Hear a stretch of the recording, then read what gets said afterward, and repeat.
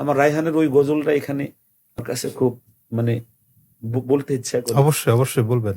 এত ভালোবাসো কেন মালিক আমায়, এত ভালোবাসো কেন মালিক আমায়, আমার এই কণ্ঠে তুমি তোমারি বাণী তুলেছ, মাশাআল্লাহ মাশাআল্লাহ। বুকের দেরাজে তুমি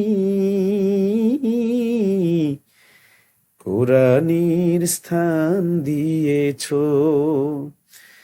এত ভালোবাসো কেন মালিক আমায়, কি করে শুকুর তার করিয়া দায়, এত ভালোবাসো কেন মালিক আমায়, এত ভালোবাসো কেন মালিক আমায়।